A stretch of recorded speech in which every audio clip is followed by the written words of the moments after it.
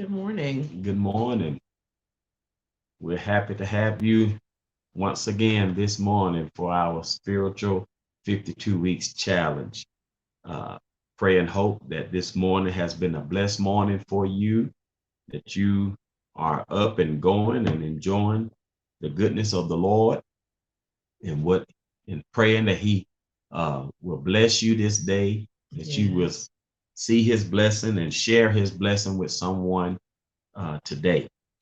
We are so glad to have you this morning. We are uh, running this morning, but we are so thankful to be able to run and do what God has called us to do today.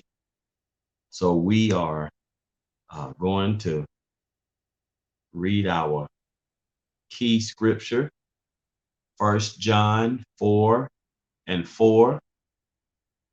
You are of God, little children, and have overcome them, because he who is in you is greater than he who is in the world. And that's our key scripture for this spiritual 52 weeks challenge. We know that God lives in us, and if he lives in us, then we can accomplish any dream, any goal, any challenge that is set before us, we can do it because the Spirit of God lives in us. Yes. So today we want to talk with you and to you and challenge you this week on the word success. Success. So my wife will come and uh, give you the definition and her challenge for you this week with this word. Again, good morning. The word success, the definition just says the accomplishment of an aim or purpose, the good or bad outcome of an undertaking, to achieve, to triumph, or to win. In life, it is the ability to reach your goals, your dreams, and your aspirations. Um, and with anything in life, you can have success or you can have failure. There are some things that we take on in life. There are some projects we take on. There are some um, chores that we take on. So any little thing can be considered as a success. Mm-hmm. If you are around your house on a daily basis, if you say that, oh, okay, I'm going to make myself a list of things I need to do around the house, you can either be successful at that or it can be, not so successful. I know on sometimes on the weekend when we are running during the week and I don't have a lot of time to do things on the weekend, I try to make a list. It depends on what I got to do outside of the home, but if I know that I have a little time in the home, I say, okay, I can wash clothes. I can make sure, I sweep. I do different things. I fold up clothes that have been washed during the week. I make sure the dishes are washed and, just pick up around your home. So, you try to make sure you get things in order. And sometimes it's a failure. Sometimes it's a success, because when you're are doing so much and going on so much in life, we're pulled to the right, we're pulled to the left, and we just have so much going on, not even just within our own lives, but when you have children as well, they're pulling you here and there. Yes. So, sometimes you just don't have time to do things, but you got to be able to set those goals, reach those goals and dreams and aspirations, not, like I said, not just within yourself, but just within your home. Even in your church, there are some things and goals that you may set for your church. You may want to, like us, we're doing a challenge at church, and we've set that goal of raising a certain amount of money by a certain time. So that can be successful. We can look at that as a success and something that we're trying to, aspiration that we're trying to reach. So that itself is an example of how you can go about setting and reaching those goals and aspirations. If you are an athlete, you set daily goals for yourself. Right. You try to achieve and making sure, okay, if I do these steps, if I eat right, if I work out, if I take the necessary steps to get to the next level, that can be something that you look at as having being successful in business. Some of us have started new businesses. Myself, trying to venture out and start something new. So that, that's a goal for me, to make sure I get to a certain point at a certain time. So if you don't go in, and if you don't push yourself, and if you don't try to get up and do things, and be about business, that can become a failure. And that's what one part of the definition said, is the good or the bad outcome. But we got to look at it as whether it's a good outcome or whether it's a bad outcome, that we learn from that. Right. And that we take something away from that. Because, in business, you're going to have failures. Right. That doesn't mean that it didn't succeed. It just means it wasn't the time, maybe, or something didn't go right. You didn't push yourself, or something just didn't gel at that current moment. But does that mean that you give up? No. You get back up and you try again. And that's all being successful is that we have to teach ourselves that you're going to fail at some things. Right. But does that mean you need to quit? No. It means you need to get up, you need to keep striving, you need to keep achieving, and you need to keep pushing yourself. Nothing in life worth having is going to be easy. And that's, within our personal life, that's within our business life, that's just within life, period. Nothing worth having is going to be easy. So we have to get out here and we have to make sure we work at whatever we want in life to be successful. And something I think we need to do as well as parents is we need to make sure that we leave something for our children. Can you look at yourself and can you say, well, what have I done? Have I left a legacy for my children? And that legacy could be a variety of things. It could be money. It could be giving them a business that you've started or created. Have you laid the foundation for your children and for your future generation to be able to go down a path that is worthy of success? And as my wife said earlier, when we was reading over this definition and I was reading over it, one thing that popped out to me was the definition that says the good or bad outcome of an undertaking. A lot of times we do not see the bad as success, because sometimes we think just because something goes wrong, it was not a success for us. And in actuality, success is when you can learn from the good and the bad. You can grow from the good and the bad. You can become a overachiever from the good and the bad. There are some things in my life that did not go to plan, and at that time I didn't understand, but now I do, because if it would have went to plan, I wouldn't be where I am today. Right. So it's the good and the bad. It's the good and bad outcome of an undertaking. So we have to learn that success is not just always the good things, but it's also the bad things. Right. That we can learn from those things, those mistakes that we made, or those things that we put our all in and it failed.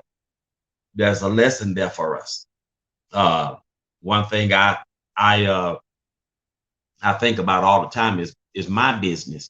Over 10 years ago, I said about 12 years ago, I opened up a barbershop and in my hometown and had it going and rocking and rolling, and it was a blessing. And some things that I wanted to do in that shop, I was able to do, but the vision I had for the shop, some things came to pass and some things didn't. And then I closed the shop, and then about 5 years ago, I reopened the shop here in Temple where I live. And when I reopened the shop, everything I had I knew what to do, and the same dreams that I had for the other shop, I went about it, revamped and did things to reach those dreams and reach those goals. And now most of everything I tried to do in the first endeavor with my business or with my shop, things that I tried, some I failed, some didn't get off the ground. I'm seeing now that a lot of stuff are getting off the ground with this shop because I have changed. I have grown. I have learned what worked, what doesn't work, what how how to do this, how to do that. And now my business is growing ever every day we're growing and God has given me success in this business. My barbershop, I just thank God that he gave me the shop that we are truly that 21st century traditional barbershop that the neighborhood sees, not just as a business where I can go get my hair cut, but the neighborhood see us in the community. Yes. We are connected with the schools. We are connected with the park and rec. We're connected with the community. I can go. Me and my wife can be somewhere in the grocery store, at a restaurant, in town somewhere, and a kid will see me and say, "Hey, coach," if she said, "Did you coach him?" Nah, he come to the barbershop, and or I cut that, I see a client and what's up, man? What's going on? I not much. And she'll say, "Must come to the come to the barbershop." It's just we're part of the community. We try to be a part of the community. We try to drive, and that's a blessing. And to me, that's a success. That's being successful. I may never become a millionaire, but I'm sowing a seed in somebody. Yes. And that seed is growing in love in this community, and to the point that God is opening doors for me to be able to open up another shop. So I'm working and planning that out right now. Hopefully by November we'll have that shop up and running. God has just been good to us, and been good to us to be able to do this. And with my wife, she's getting her business off the ground, and then with the church, I just look back over my life through the valleys and the storms, I went through, and God is just, it's like he's bringing everything back to me that those things that I lost and those things that I thought I needed. God took, so now you don't need that right now. Now I see why I didn't need it right then, because I wouldn't have treated it like, in the way that God gave it to me. And now I see that now's the time, when I receive it now, I see, okay, now is the time for me to have it because I'm a different person, So I see success in so many ways, even in my church. I see us growing, even through this pandemic, and the ideas that God has given me for the church, and the church is grabbing on to these ideas, and we're moving forward, trying to be successful in what God has given us. And the one thing I want to share that I'm gonna let my wife come back in, but one thing I want to share that I always tell the church, and my church members, they hear me say this all the time. The one thing I want to share with you is you do what you are supposed to do in the way that you can do it, and put your best foot forward in doing it, and you're going to be successful. Your success cannot be like everybody else's. Right. And what I mean by that is, I tell my church, we cannot operate like 1,000 membership church, because we're not 1,000 membership church, but we can do our best in the realm that we are in that category we are in. So, and because we do our best in what we are capable of doing, we put our best foot forward in doing that. I feel that we can do ministry. We are doing ministry just as effective as that 1,000 membership church.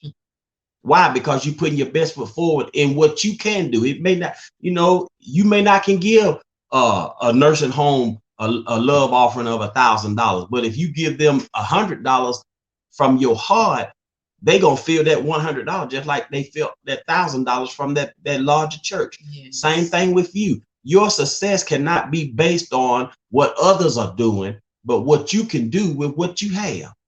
And once you start using that Start using it. Stop thinking, so, well, I can't do that because that's too much. You can do it. Break it down to a small level. You may not can do it on that higher plane, but you can do it. Break it down to the level where you can do it, and then you'll see yourself being successful in that. Then you're what? You'll challenge yourself. You'll stretch out your faith a little further, where you'll say, you know what? I did it there and was successful. I'm gonna step out a little bit further. That's what I'm doing now. I failed in my first business attempt with the barbershop. I got frustrated with myself. But then when I got ready to come back, I said, you know what? I'm going to do it. I opened up one barbershop, and look, it's been so successful. God put it in my spirit. Don't you think you can? I think you can do another barbershop. The same thing, you're sowing the seed in this town. I want you to go over there to that town and do the same thing, because those kids need it too. And so that's because I scaled down and did what I do best with my hands, with my mind, my heart. I do it on my level of, and when I'm successful on that, I can't base myself on other people. I have to base myself on what the ability God has given me. And that's one thing I want to just share with you today. Stop judging yourself and making your success be based on somebody else's lifestyle. Yes. It has to be based on what God has given you and doing in you. Amen. And you do all you can, while you can, with everything that you have, the best that you can, and watch God grow in you. Watch God manifest in that which you are doing, and you'll be amazed. And people will say, "Ooh, you sure did bless me." And you'd be like, I didn't, I can be a blessing. I can do this. Yes. And that's something he took. What I was going to say is about do things on your level. Don't try to compete with somebody else, because competing is not what God wants us to do. Do it on your time, your level, and what you can do. Right. Just like with me, I may look at different sites and see what other people are creating, because that gives me inspiration. And then I'm going to put my own spin and my own touch on it. Mm-hmm. And when I'm creating different things, whether it be a gift basket or wreaths or whatever, I'm trying to do at that moment in time, but I'm definitely not trying to be on somebody else's level. I'm just getting inspiration. And that's what we need to do. Right. Get inspiration from other people, right, but still do it on your level. That's right. We may not have all the accolades as somebody else, but if you do it on your level and what you can do and what God has gifted you with, it will be just as grand as what that other person is doing. Right. And somebody will see you for what you're doing, instead of you trying to compare yourself to somebody else. Don't ever compare yourself to anyone, because see, right, God made you who you are. That's right. He gave you the skills and the gifts just for you. Yes. If somebody else got something similar, that's great and that's fine. But don't ever doubt what you can do with the skills and talents that God has given you. And we also need to make sure we teach our children to dream. It is okay to dream. Yes. It is okay to work on those dreams and start those dreams. So let's teach our children, if nothing else, to dream. That's something I don't think kids do a lot anymore. Right. Is dream. Right. Dream up, I'm asking our kids, what do you want to be? What do you want to do? And, and they sometimes limit themselves to little small things. No, dream big dreams, because right, you never know what God has in store for you or what you can do. But we need to make sure we put them on a path to let them know it's okay to dream. Right. It's okay to dream something that nobody else think you can reach. But guess what? God know you can do it. Yes. Because he's instilled that within you. So don't ever think, oh, I can't say that. I can't dream that, because I'll never be able to reach it. You never know what you can do until right, you get out here and try it. And that's all what it's about, is dreaming, is going out here and trying it, and just trying it until you strive and can reach what you have put out there. And and we got to speak it as well. Oh yes. We can't just hold it in. We got to speak it. Doesn't mean you got to go out and tell everybody, because everybody else is not going to be on that same page with you. They're not going to receive what your dreams are. So don't ever let somebody else make you feel like what you've said or what you're dreaming is unattainable, because it's not. See, everybody else is not going to say, oh yeah, go out and do that.